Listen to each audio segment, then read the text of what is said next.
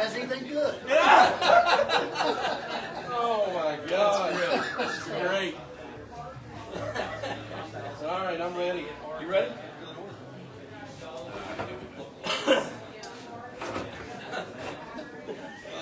Wait a minute. No, we're good.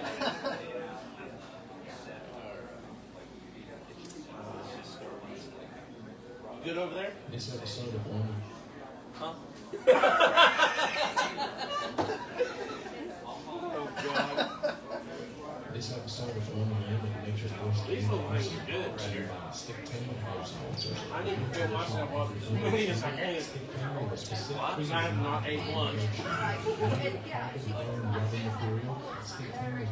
There's the stick tamer I was telling you about. What's that? That's their ad right there. Those pickles are still flavored. Have you had some of those? Or no, not pickles. These are pickle flavored. Oh, yeah. That's what I meant to say. Yeah, the nuts are good. Yeah, I'll get you hooked up with Boyd. If you want to start trying to get into that recurve stuff, traditional, I'll get you hooked up with Boyd.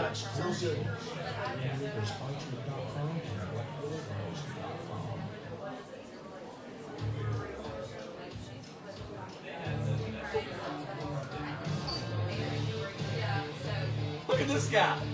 He looks like he's getting ready to weld something. I'm with it. I'm with it. Right there. Look. Got it. You might take those off. I can't see your eyes. I need to see your eyes. Oh.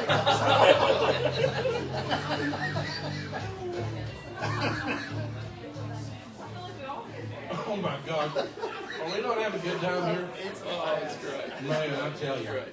All right, guys, welcome to another segment here, our live podcast segment here on the Limb Podcast with Nature's Voice Game Calls.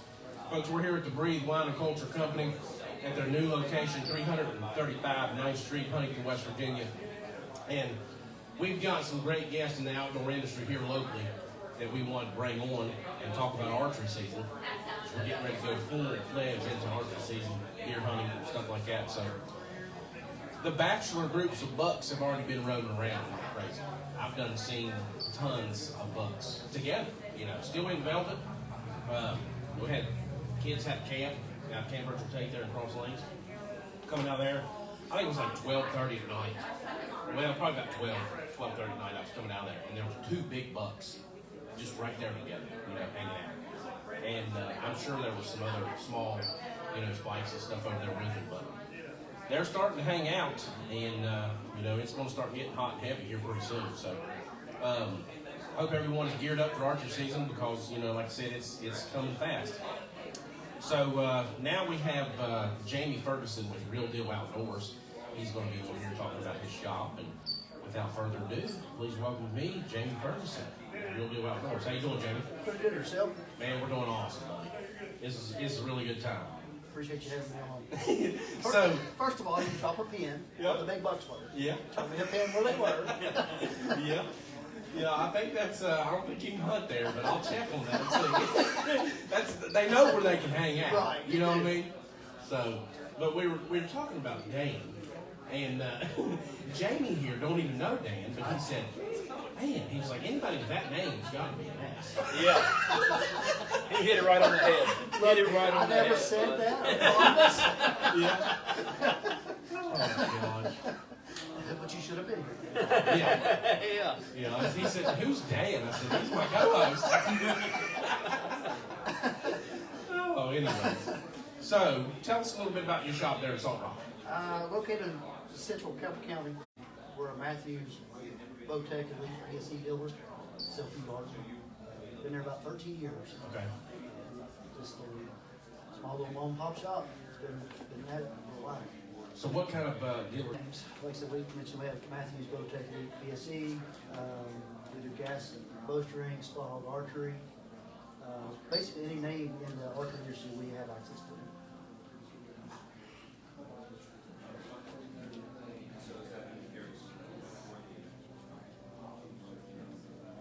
Oh, okay. I got you now. I was like, oh, okay. We done? No, we edited that out. She was trying to give me a note, and I was like, I don't think I know that guy. And I was like, oh, yeah, I do. Okay. Anyway. We can be done. That's not possible. like, what? Dan, I done pissed Dan off. Yeah. I was like, wow, I think they're kicking us out. That's what I was saying. She was like, you need to read this, and I'm like, I'm in trouble. No, anyway, she was talking about Tim here. He's here. I just saw him walk by. Did you? Yeah. So if we can get him on, if he comes in here, I'd like to get him on the podcast. He's standing right there. Well, I think he can hear the name. Look, he could. Is there a Tim here in the building? He looks reluctant. I will tell you, he looks reluctant. Yeah, he does. Hey, Tim. Good to see you, buddy. Awesome. How you doing? Good to see you. Fine. How about you? Oh, you know Dave? He doesn't know Dave. No, I've seen him maybe just walking by the window. So Yeah. I feel sorry for you, you know Dave. My name's Mike. Mike, Tim. Nice to meet you. Yeah. Sorry about that. Oh, that's okay. So, Look, you can take hold. I was happy to do it. No. I have no. The only experience I have in any kind of podcasting is to be a guest. yeah. I don't.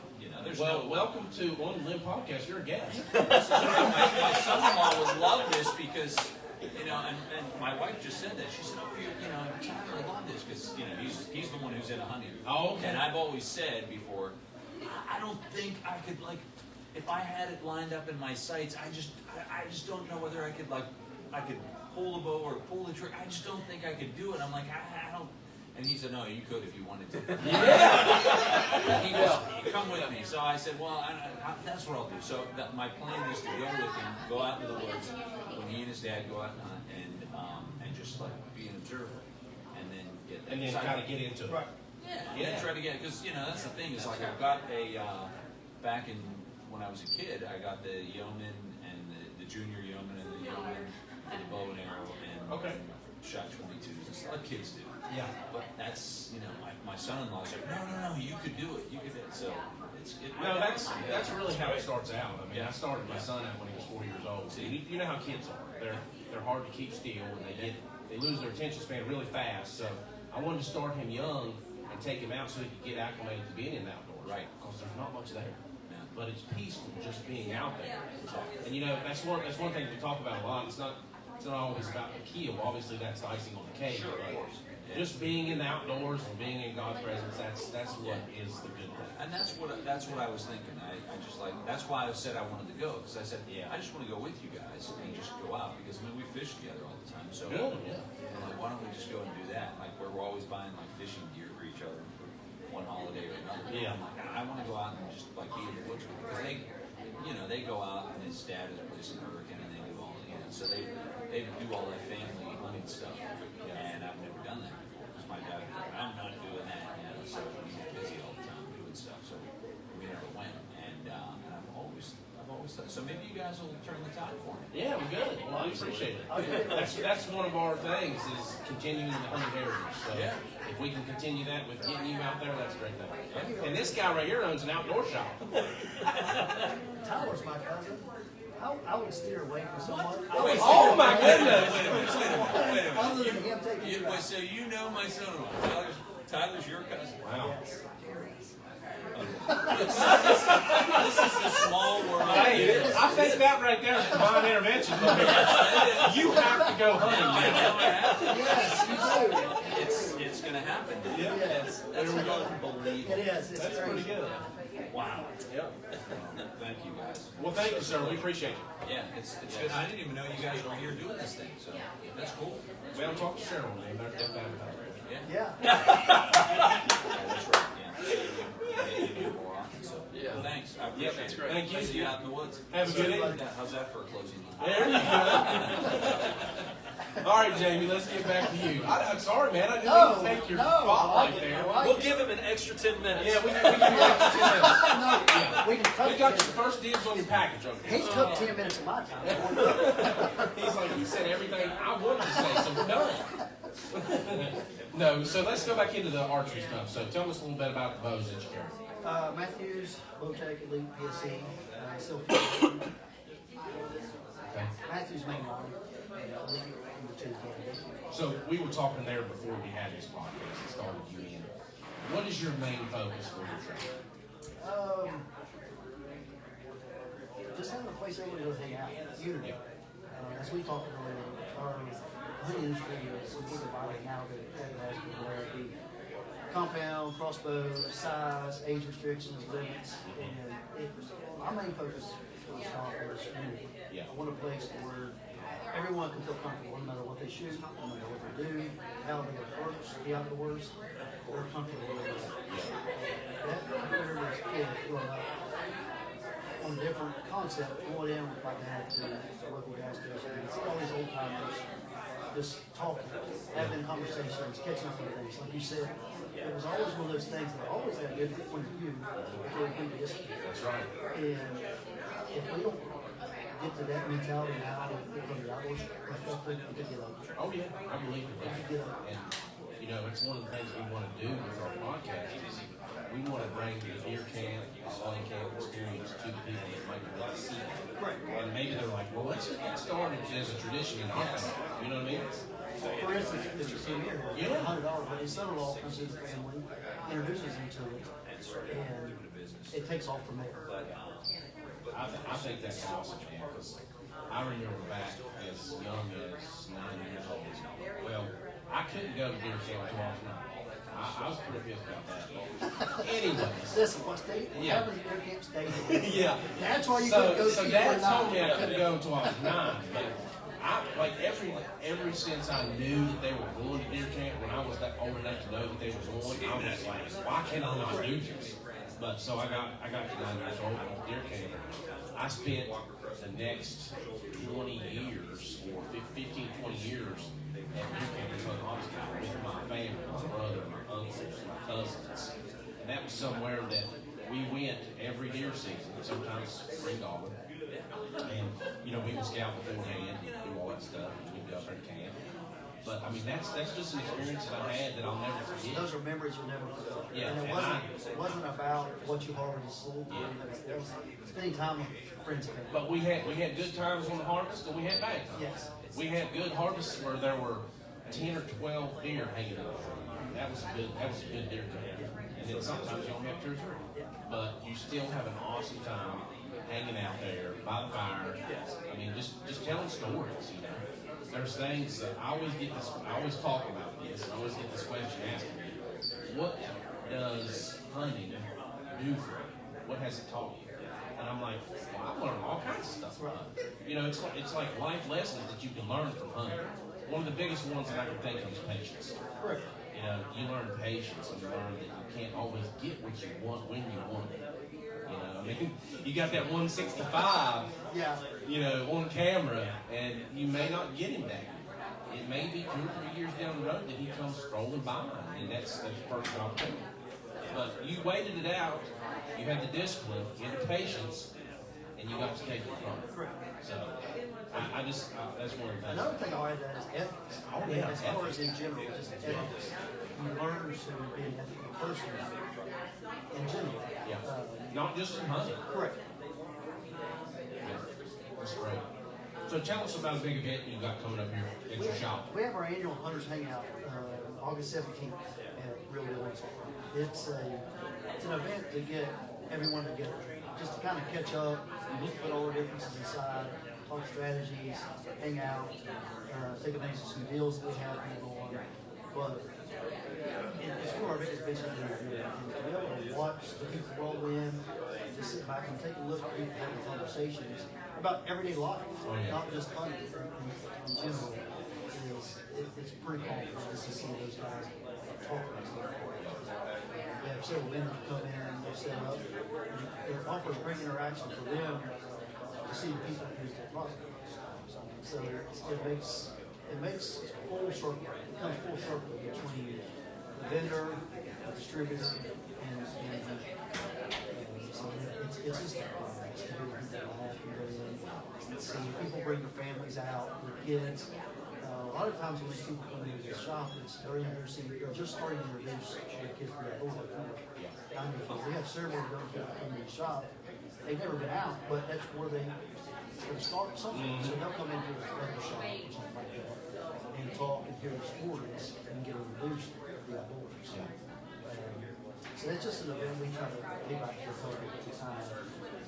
as an appreciation for them to get it done. Okay, cool. So do you all just do archery stuff? Do you all have guns too? We have guns, we have fishing, we have a little bit of everything. If it comes in and people are interested in it, it's a so that's what we're doing. One of the couple of things we want to expand on is with the firearms and the business section. It's really taking off. We want it to be first thing. Every day there's someone comes in the business that would never think of going out and outdoors and hunt, but they enjoy the fishing section. So we want to cater to those guys just as well as the hunting. You know, I think it's a misconception people have on that because I always think if you fish, you hunt. Yes. That's what I always Correct. But that's not. It's not. It's when I put this shop there over a year ago, which was one of the things that kind of took me by surprise. Is you don't realize that when you go to fish, there's no interest in hunting at all. It's crazy. That's nice. So, there's you all official egg checking station at one At time? one time we were, Really? and I miss those days. I do too. We get the people that come in and ask, "Do you sell license? Do you check stuff?" We don't, unfortunately, because it's all the way online. But that's one of the things I miss. I mean, we walk out and someone comes in and checking the gear. You're going to go out and check it out and listen to the story. Oh, it's That's one of the part things. of it. Yeah, you know, I'm pretty disappointed in that fact that we've taken that away from the community. You know, I wish that they could have left that there. Obviously, where technology, you know, grows and expands, it gets better. But if that thing's working, leave it in place and still offer something for the newer hunter coming in that's more technologically equipped. Well, like I'm saying, it's broken, fix it. Yeah, I mean, And it wasn't broken. It put people in there to interact with other hunters and see what was going on. Be able then to tell their story of their harvest. That's part of, like you said, the deer camp, 9 years old. Sometimes you had 12 of them, sometimes you had 2 of them, but they all had a story. yeah, they all have So stories. when they roll in from that tailgate on their harvest, they have a story that goes with it. It makes them feel good to be able to tell their story, makes people be able to hear their story. So no, I agree with you. That's one of the things I miss most about the industry. Same here. I wish it was something. Yes.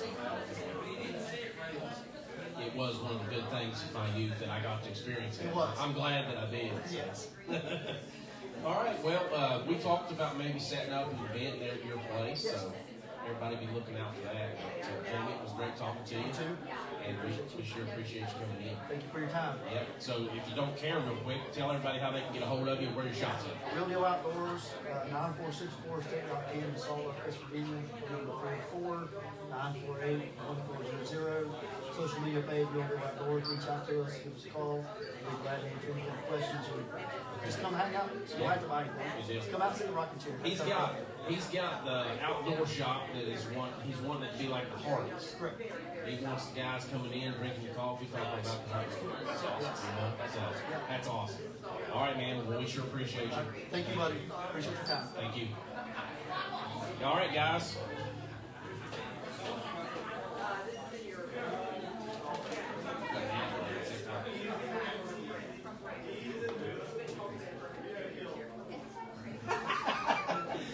That's all right. All right, guys. Be sure to check us out on Apple Podcasts, Spotify, Amazon Music, or wherever you get your podcast.